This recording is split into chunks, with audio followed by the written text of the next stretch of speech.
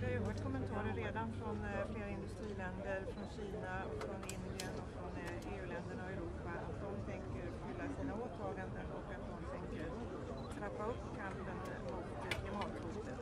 Men det fanns ju samtidigt länder när det här avtalet förhandlades som var tveksamma. Och det finns väl då de som tror att det finns risk att de minskar sina ambitioner också och att de så i alla fall drar ner på sina ambitioner. Men det här avtalet innehåller ju inga straffmöjligheter eller någonting utan det bygger på en frivillig insats från de deltagande länderna men att alla är med i en extra press för att man faktiskt ska göra någonting. Så att rörelseriktningen är ju bort från fossil energi och mot förnyelsebar energi i hela världen. Det är ju en ekonomisk fråga också.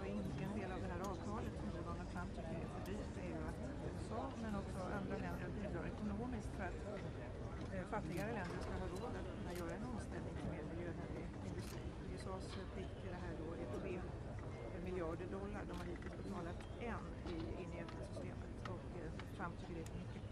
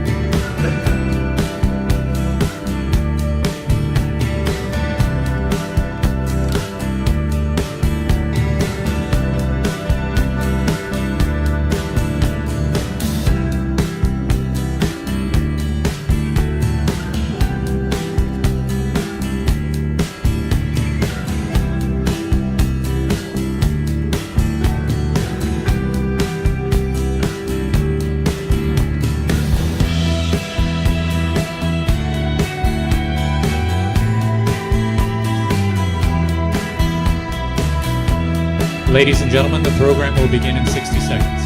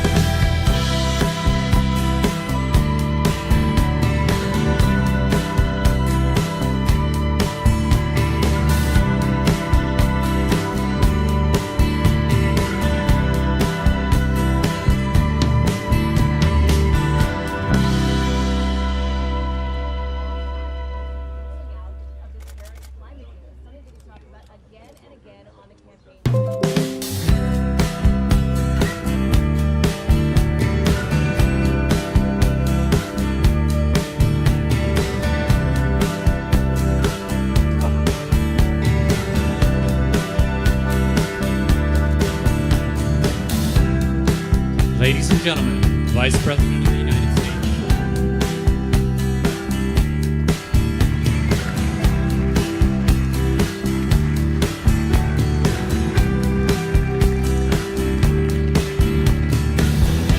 Good afternoon. Secretary Mnuchin, Secretary Ross, EPA Administrator Scott Pruitt, members of Congress, distinguished guests, on behalf of the First Family, welcome to the White House.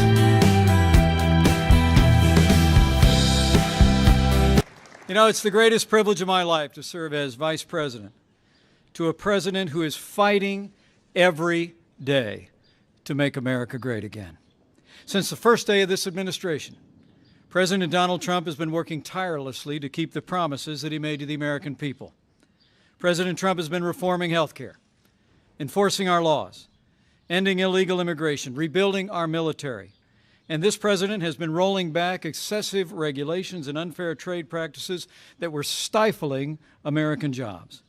Thanks to President Trump's leadership, American businesses are growing again, investing in America again, and they're creating jobs in this country instead of shipping jobs overseas. Thanks to President Donald Trump, America is back.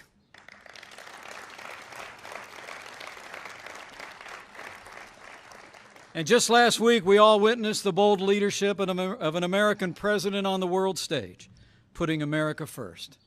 From the Middle East to Europe, as leader of the free world, President Trump reaffirmed historic alliances, forged new relationships, and called on the wider world to confront the threat of terrorism in new and renewed ways. And by the action the President will announce today, the American people and the wider world will see once again. Our President is choosing to put American jobs and American consumers first. Our President is choosing to put American energy and American industry first. And by his action today, President Donald Trump is choosing to put the forgotten men and women of America first. So with gratitude for his leadership,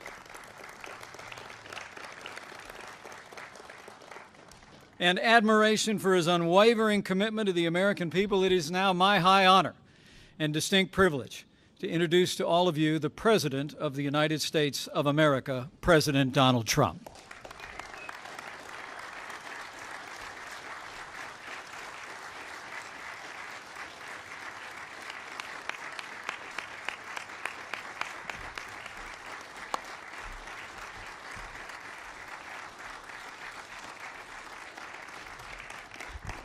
Thank you very much. Thank you. I would like to begin by addressing the terrorist attack in Manila.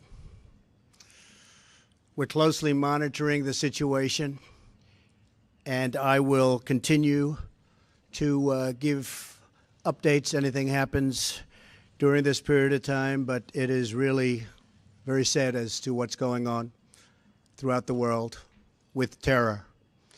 Our thoughts and our prayers are with all of those affected. Before we discuss the Paris Accord, I'd like to begin with an update on our tremendous, absolutely tremendous economic progress since Election Day on November 8th. The economy is starting to come back, and very, very rapidly.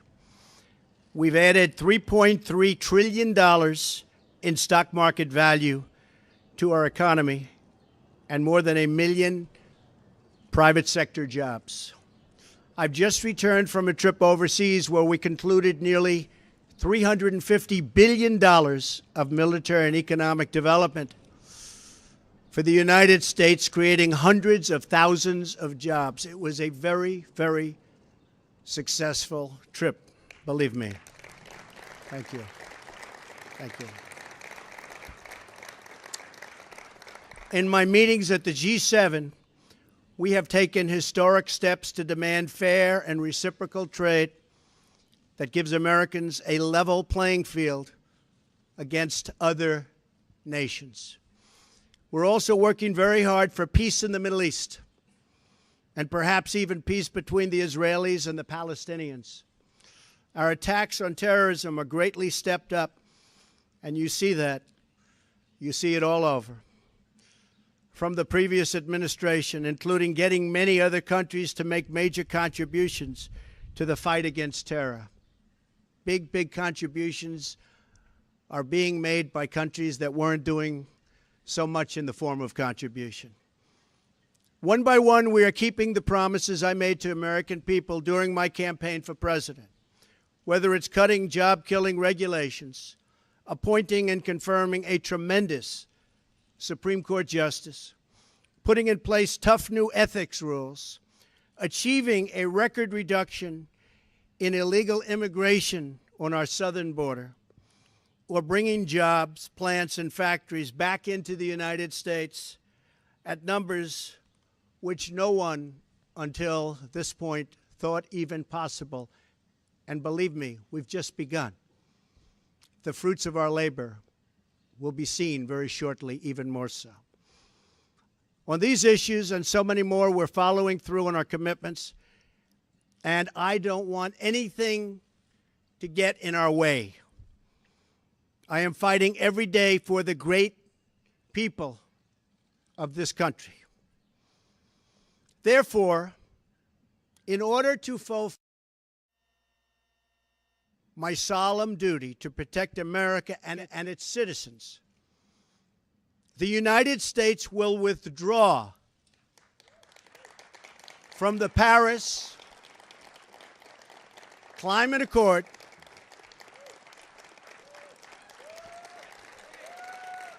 Thank you.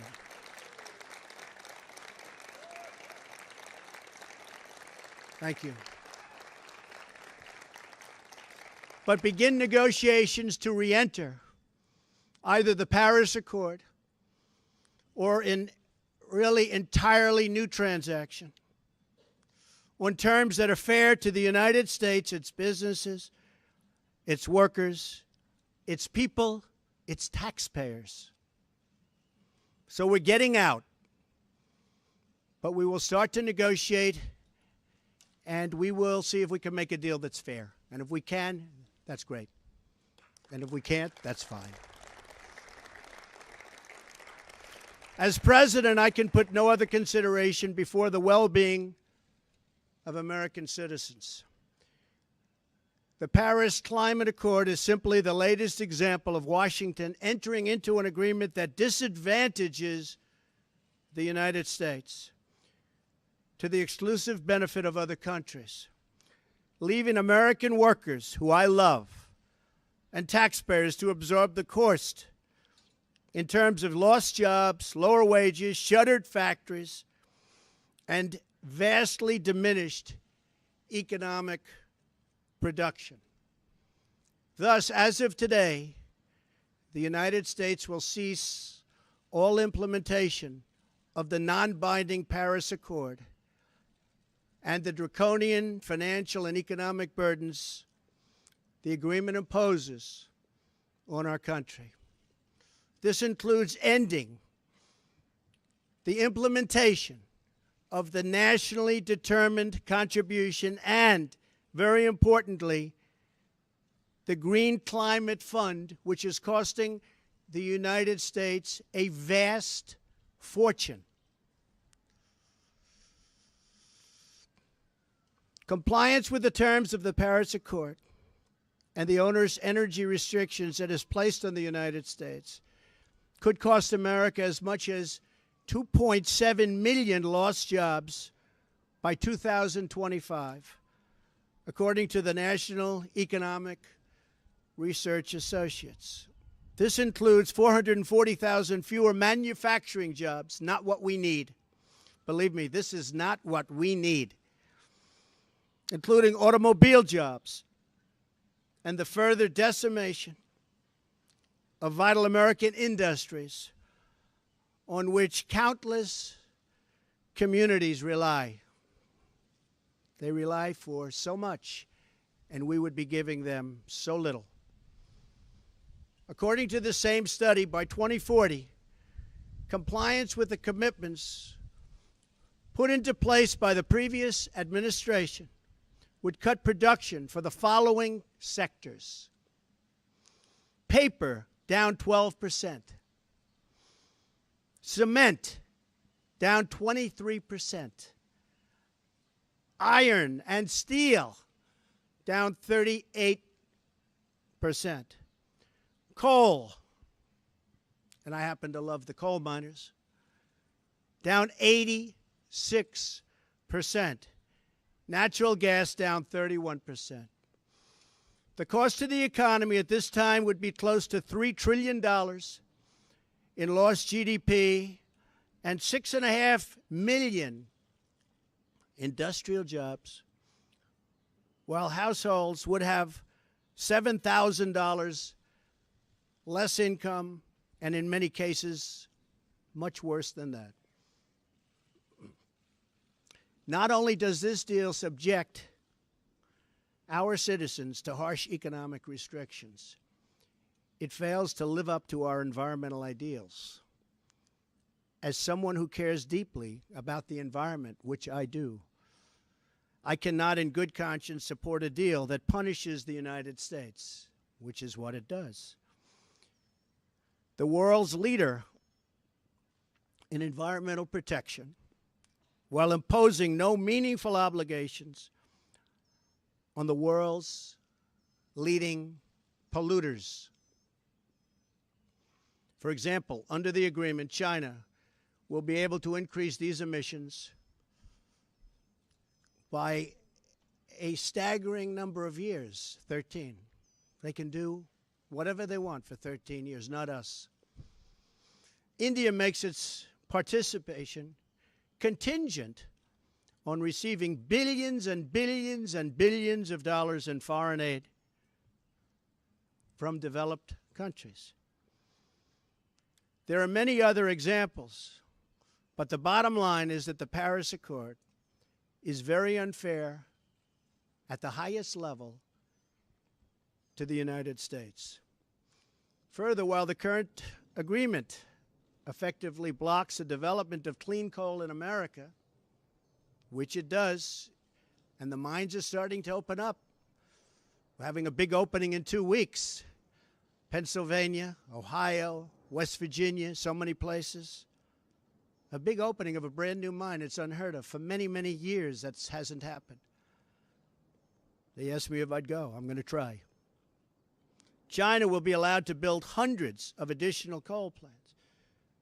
So we can't build the plants, but they can, according to this agreement. India will be allowed to double its coal production by 2020. Think of it. India can double their coal production. We're supposed to get rid of ours. Even Europe is allowed to continue construction of coal plants.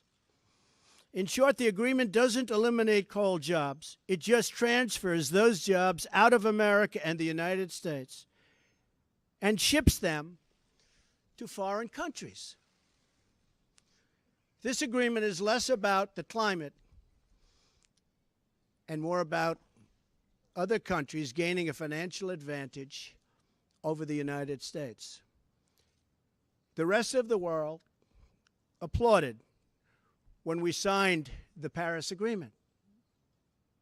They went wild. They were so happy. For the simple reason that it put our country, the United States of America, which we all love, at a very, very big economic disadvantage. A cynic would say the obvious reason for economic competitors and their wish to see us remain in the agreement is so that we continue to suffer this self-inflicted major economic wound. We would find it very hard to compete with other countries from other parts of the world. We have among the most abundant energy reserves on the planet, sufficient to lift millions of America's poorest workers out of poverty. Yet under this agreement, we are effectively putting these reserves under lock and key, taking away the great wealth of our nation. It's great wealth. It's phenomenal wealth. Not so long ago, we had no idea we had such wealth. And leaving millions and millions of families trapped in poverty and joblessness. The agreement is a massive redistribution of United States wealth to other countries. At 1% growth, renewable sources of energy can meet some of our domestic demand.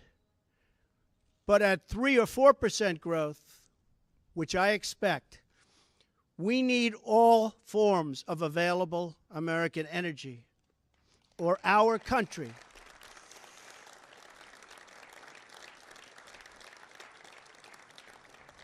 will be at grave risk of brownouts and blackouts. Our businesses will come to a halt in many cases, and the American family will suffer the consequences in the form of lost jobs and a very diminished quality of life.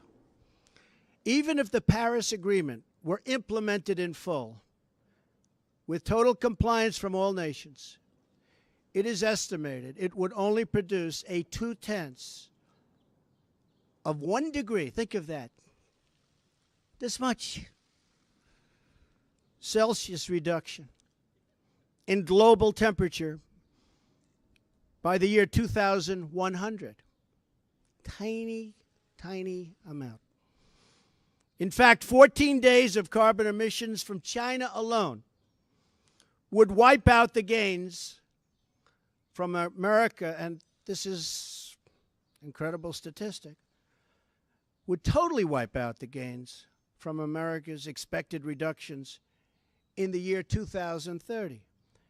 After we have had to spend billions and billions of dollars, lost jobs, closed factories, and suffered much higher energy costs for our businesses and for our homes. As the Wall Street Journal wrote this morning, the reality is that withdrawing is in America's economic interest and won't matter much to the climate. The United States under the Trump administration will continue to be the cleanest and most environmentally friendly country on earth. We'll be the cleanest. We're going to have the cleanest air. We're going to have the cleanest water.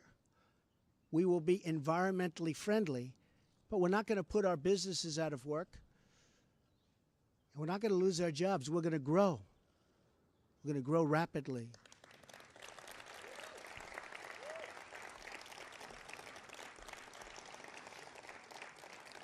And I think you just read, it just came out minutes ago, the Small Business Report.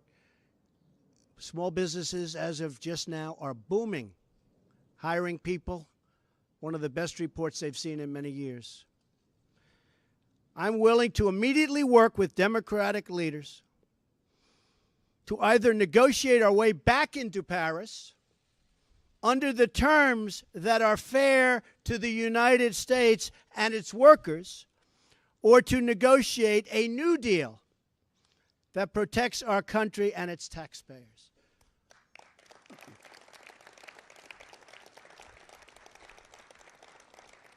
So if the obstructionists want to get together with me, let's make them non-obstructionists. We will all sit down and we will get back into the deal and we'll make it good, and we won't be closing up our factories and we won't be losing our jobs, and we'll sit down with the Democrats and all of the people that represent either the Paris Accord or something that we can do that's much better than the Paris Accord. And I think the people of our country will be thrilled, and I think then the people of the world will be thrilled. But until we do that, we're out of the agreement. I will work to ensure that America remains the world's leader on environmental issues, but under a framework that is fair and where the burdens and responsibilities are equally shared among the many nations all around the world. No responsible leader can put the workers and the people of their country at this debilitating and tremendous disadvantage.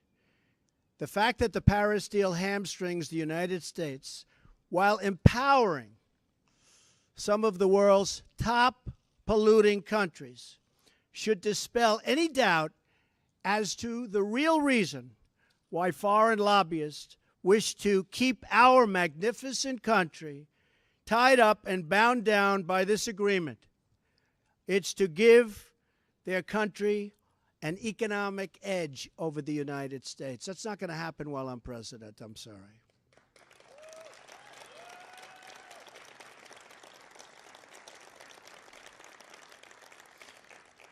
My job as president is to do everything within my power to give America a level playing field and to create the economic, regulatory, and tax structures that make America the most prosperous and productive country on earth, and with the highest standard of living and the highest standard of environmental protection. Our tax bill is moving along in Congress, and I believe it's doing very well. I think a lot of people will be very pleasantly surprised. The Republicans are working very, very hard. We'd love to have support from the Democrats, but we may have to go it alone, but it's going very well. The Paris Agreement handicaps the United States economy in order to win praise from the very foreign capitals and global activists that have long sought to gain wealth at our country's expense. They don't put America first. I do, and I always will.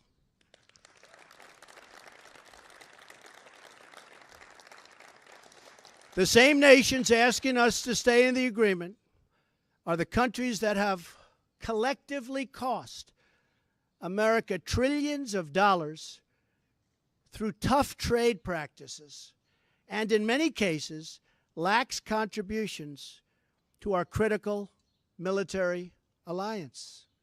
You see what's happening. It's pretty obvious to those that want to keep an open mind. At what point does America get demeaned? At what point do they start laughing at us as a country? We want fair treatment for its citizens, and we want fair treatment for our taxpayers. We don't want other leaders and other countries laughing at us anymore, and they won't be. They won't be. I was elected to represent the citizens of Pittsburgh, not Paris.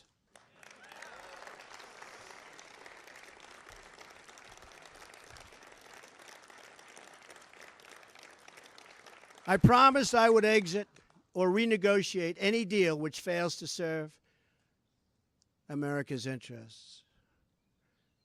Many trade deals will soon be under renegotiation. Very rarely do we have a deal that works for this country, but they'll soon be under renegotiation. The process has begun from day one. But now we're down to business.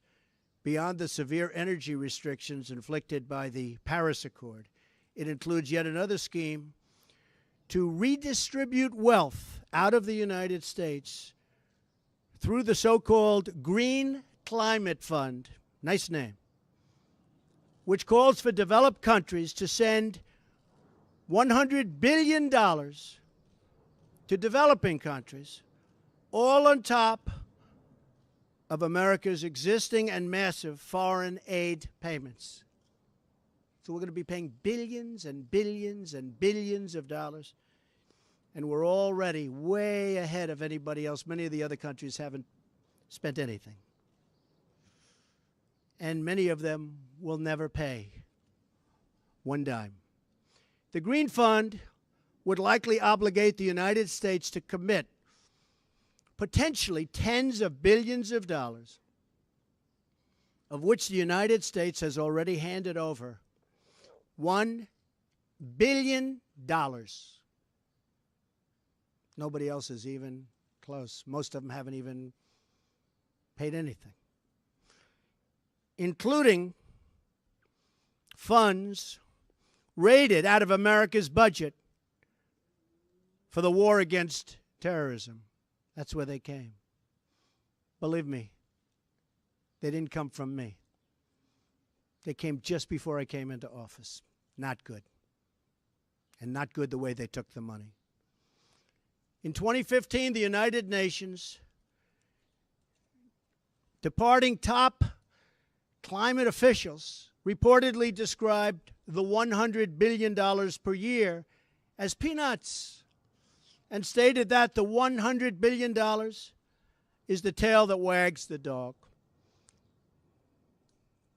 In 2015, the Green Climate Fund's executive director reportedly stated that estimated funding needed would increase to $450 billion per year after 2020, and nobody even knows where the money is going to.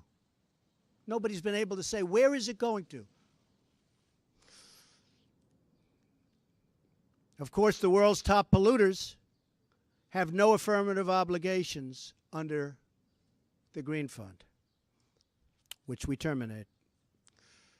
America is $20 trillion in debt. Cash-strapped cities cannot hire enough police officers or fix vital infrastructure. Millions of our citizens are out of work, and yet, under the Paris Accord, billions of dollars that ought to be invested right here in America will be sent to the very countries that have taken our factories and our jobs away from us. So think of that. There are serious legal and constitutional issues as well. Foreign leaders in Europe, Asia, and across the world should not have more to say with respect to the U.S. economy than our own citizens and their elected representatives. Thus, our withdrawal from the agreement represents a reassertion of America's sovereignty.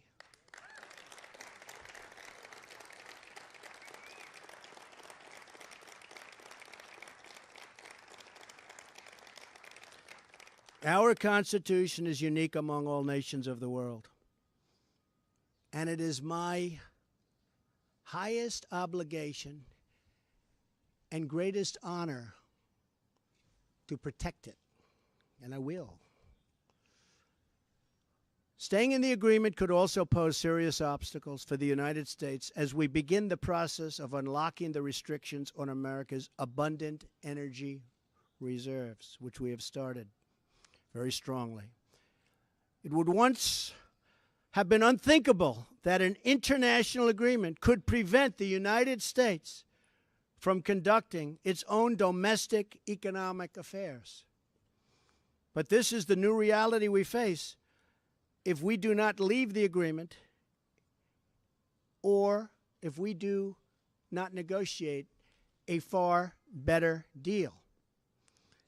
The risks grow as historically these agreements only tend to become more and more ambitious over time. In other words, the Paris framework is just a starting point, as bad as it is, not an end point. And exiting the agreement protects the United States from future intrusions on the United States sovereignty and massive future legal liability. Believe me, we have massive legal liability if we stay in. As president, I have one obligation, and that obligation is to the American people. The Paris Accord would undermine our economy, hamstring our workers, weaken our sovereignty, impose unacceptable legal risk, and put us at a permanent disadvantage to the other countries of the world. It is time to exit the Paris Accord.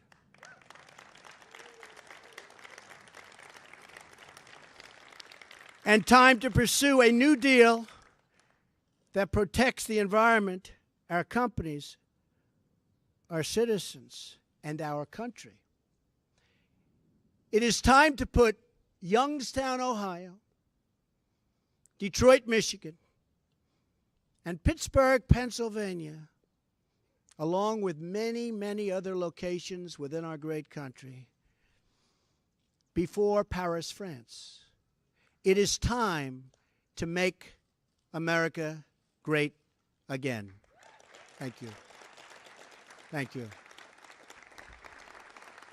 Thank you very much.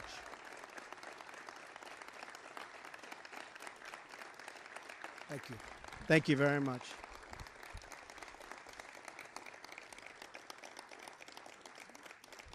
Thank you very much. Very important. I'd like to ask Scott Pruitt, who most of you know and respect, as I do, just to say a few words. Scott, please.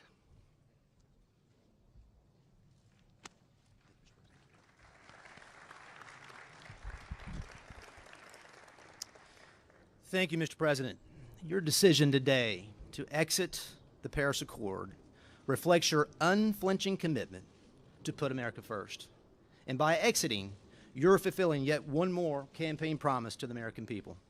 Please know that I'm thankful for your fortitude, your courage, and your steadfastness as you serve and lead our country.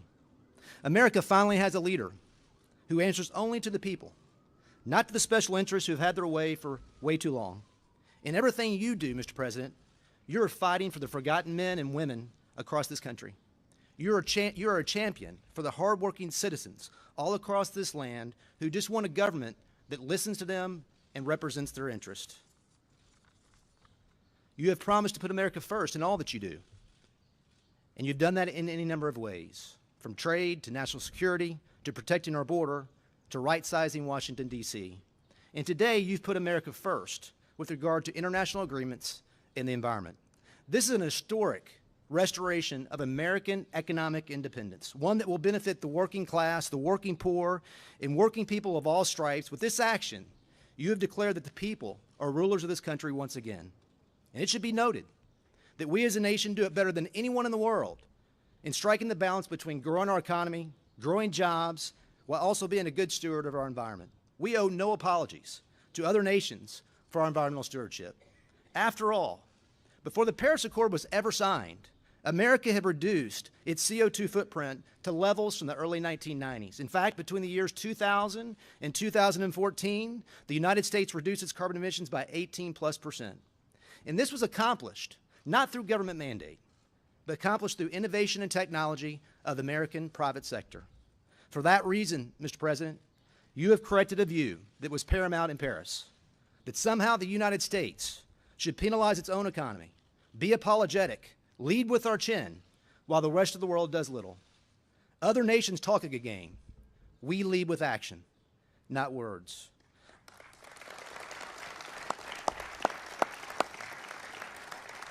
Our efforts, Mr. President, as you know, should be on exporting our technology, our innovation, to nations who seek to reduce their CO2 footprint to learn from us.